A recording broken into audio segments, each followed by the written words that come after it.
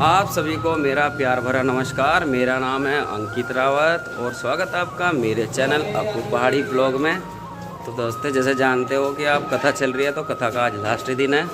तो आज है भागवत का शान और उसके बाद होगी कथा समाप्त, और कथा के समाप्त के बाद भी आज भंडारा होगा। तो भंडारे के साथ हो जाओ आज की कथा हो जाएगी समाप्त। आप लोग वीडियो को लाइक शेयर सब्सक्राइब नहीं करते, प्लीज़ सब्सक्राइब किया करो। तो मैं आपको लेके चलता हूँ कथा में।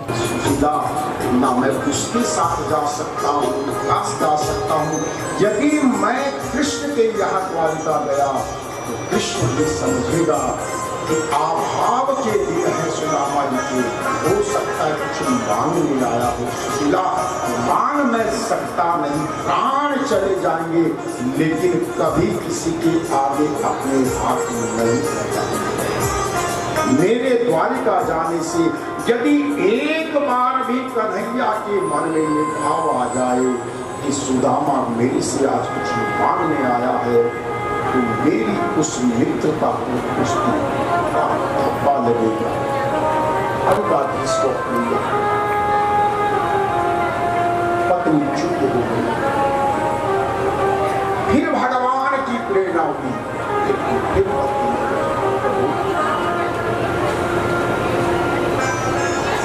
मित्रता बराबर वालों में होती है, समानता की मित्रता होती है, लेकिन समानता किस वस्तु की होती है? धन की। ऐसे एक मित्र के पास यदि असमय अभाव आ जाए तो समानता धन के कारण जो मित्रता की जो समानता हो जाएगी, तो मतलब की मित्रता है। मित्रता का संबंध होता है समान विचारों का।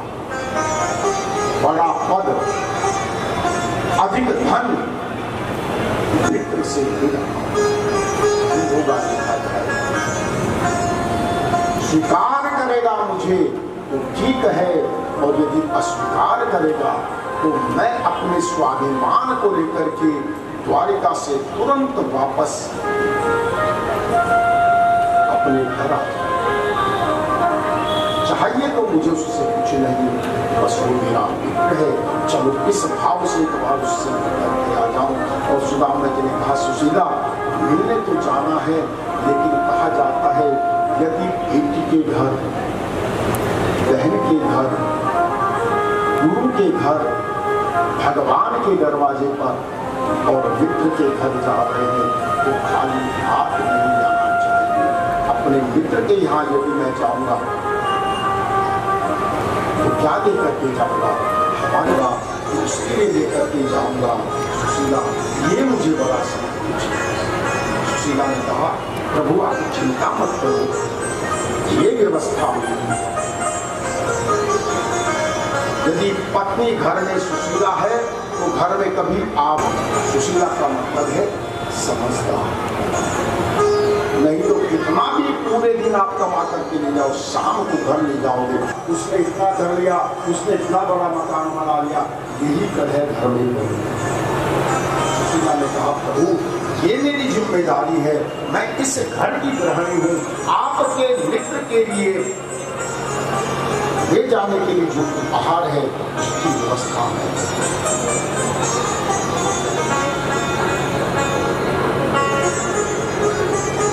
या चित्रां चतुर्मुष्टिं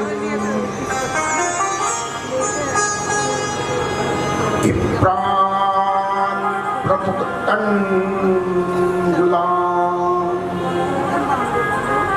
गई सुशीला जी, घर में तो कुछ था नहीं, लेकिन अड़ोस पड़ोस का व्यवहार उसका बड़ा अच्छा था। अड़ोसी पड़ोसी बात करती थी। पूछ गई, बहन मेरे पति द्वारिकाधीश से मिलने जा रहे हैं,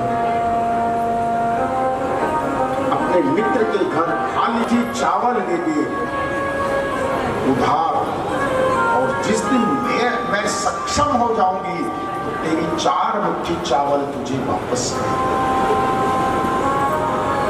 मांग ला। चैल खंडे न तान बद्धा, जिस कपड़े में उन चावलों को बांधा और फिर उस पोटली को बांधा, भर के अपने पति को दी। जो प्रभु अपने कृष्ण के लिए, अपने मित्र के लिए उपहार लेकर के जाओ, खाली मत जाना द्वारिका। और सुदामा जी सुदामा जी पोरबंदर की रहने वाली थी। वहां से निकल पड़े, नगर के मुख्य मार्ग से सुदामा जी निकलते हैं। उस द्वारिका की सभ्य समाज की जो नजरें हैं वो बता देती है, वो दृष्टि बता देती है कि द्वारिका का ये सभ्य समाज गरीब सुदामा जी का उपहास कर रहा है। ऐसी उनकी दृष्टि सुदामा जी के, क्योंकि हमारी दृष्टि बता रहा है। मन में द्वंद सुदामा जी के चलने लगा, लेकिन मन में कृष्ण कृष्ण कृष्ण का जप चल रहा था। मन के किसी कोने में ये आस थी, नहीं वो मेरा बाल सखा है, मेरा मित्र है, बिल्कुल में हम दोनों एक साथ पढ़ते थे, एक बार को पहचान नहीं। ऐसी अवस्था, और ये समझता कि द्वारिकाधीश को छोड़ दिया, चला गया, भटका दिया।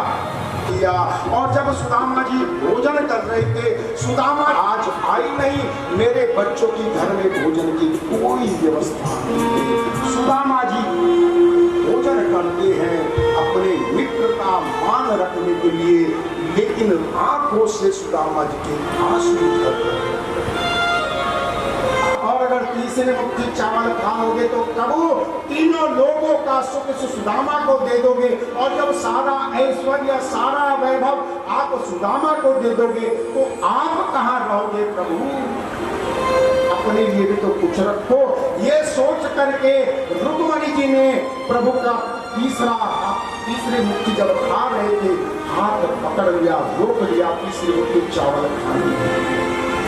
मुट्ठी तीसरी भरत ही, जैसे भगवान ने तीसरी मुट्ठी अपने हाथ में ली, रुक्मणी पकड़ी पाहा, रुक्मणी जी ने पाहा पकड़ ली। ऐसे तुम ही का भई संपत्ति की अनचाह,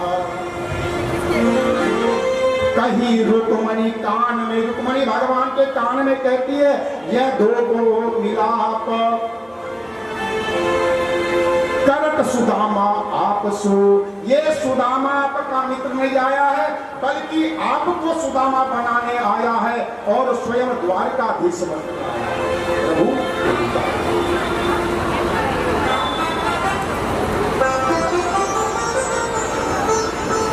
प्रभु ने वो जो तीसरी मुट्ठी की अपनी राज रानियों को प्रसाद है, सबके भाग में आना चाहिए। तो कहा, देखो मेरा मित्र आया है तो आप सबको इसका चरण बंधन करना, ये मेरा मित्र भी है और आपका जेठ भी लगता है, इसलिए सुदामा जी के सब चरण स्पर्श करो। तो सबसे पहले द्वारी आई, चरण छुए, सुदामा जी ने आशीर्वाद दिया। फिर जामवंती आई, चरण छुए, सुदामा जी ने उसको भी आशीर्वाद। लाइन समाप्त नहीं होती, सुदामा जी ने बाहर निकलते देखा तो बहुत लंबी लाइन लगी। बोली ये सब कौन है? बोले ये सब मेरी पत्नियां हैं। भैया सबको आशीर्वाद देना है आपको। ये मेरे घर में झगड़ा हो जाएगा, मेरी पत्नी कहेगी मुझको आशीर्वाद दिलवा दिया, मुझको आशीर्वाद नहीं दिलवाया। सुदामा जी आशीर्वाद अब आपको सबको देना पड़ेगा। बोले रे कन्हैया तेरी कितनी पत्नियां हैं? बोले 16,108 पत्नियां हैं और सब पत्नियों को आपको आशीर्वाद देना है। बोले मैं बचूंगा तो आशीर्वाद दूंगा। इतने लोगों को आशीर्वाद देते देते तो मेरा ही नाम राम नाम सत्य हो जाएगा। बोले आशीर्वाद तो सबको देना पड़ेगा रे कन्हैया। सुदामा जी ने कहा तो एक काम करते। बोले क्या? पत्नी धर्म करे तो पति को भाग मिले और पति धर्म करे तो पत्नी को भाग मिले। ऐसा कर। बोले क्या? बोले तुम मेरे चरण पकड़ दो, तुम्हारी 16,108 रानियों को आशीर्वाद मिल जाएगा। काफी व्यतीत हुई। कन्हैया ने जैसे सुदामा जी आए थे वैसे घर से विदा किया।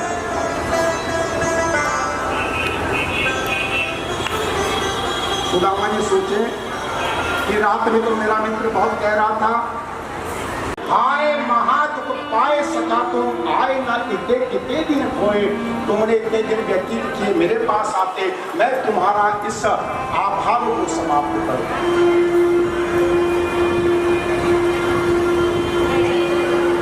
शायद कुछ देगा मुझे।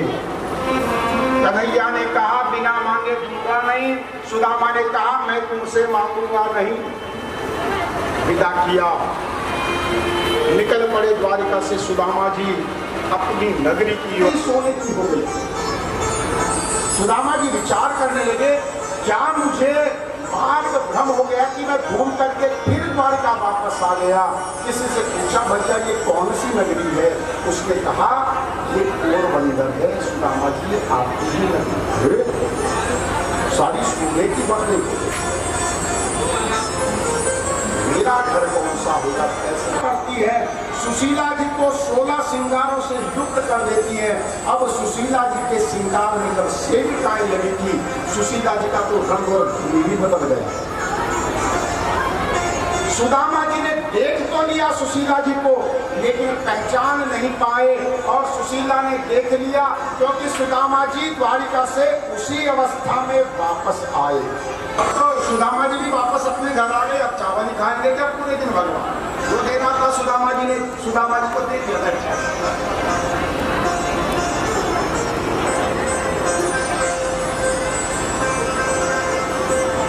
सुदामा जी की पत्नी ने पत्नी कौन है? बोले मैं आपकी पत्नी सुशीला। अरे देखो साड़ी पहने रे किनारीदार, तेरी तो साड़ी और आज ऐसी मोटी सजी हुई साड़ी पहन रही है। 16 श्रृंगार, तेरा पूरा शरीर सोने से लदा है, ये कहाँ से आया?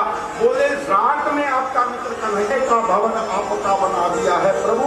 बोले वो रात को यहाँ आया? बोले हाँ आया। बोले वो रात को तो सारी रात मुझे एक बिल्कुल सरल, बिल्कुल सरस और बिल्कुल सामान्य जीवन कैसे जिया जा सकता है प्रभु इस कलयुग में? तो कैसे सरल और सरस जीवन जिया जाए? तो भगवान कृष्ण कहते हैं कि हे उद्धव जी मैं आपको एक प्रसंग बताता हूँ। एक राजा यदु और राजाओं का जीवन राजसी होता है। सब सुख उनके जीवन में होते हैं, जीवन में दुख है राजा। अब राजा देखते हैं कि उनके महल से रोज एक यति निकलते हैं और शरीर पर एक लंगोट है और जीवन उनका बड़ा मस्त है। उनके चेहरे की प्रसन्नता को देख करके लगता है जीवन है। और उस फक्कड़ फकीर का जीवन कुछ भी ना होने के बाद सुखी है। तो जब एक दिन प्रातःकाल वो निकल रहे थे उनके घर के बाहर से, तो राजा यदु ने रोक लिया, चरण पकड़े, कहा प्रभु आप बैठे, उनका पूजन किया और कहने लगे मेरे मन में शंका है। तो में ये थे दत्तात्रेय महाराज। तो इनसे पूछा जब कि महाराज आपके शरीर में तो पहनने के लिए भी वस्त्र नहीं है, फिर भी नहीं।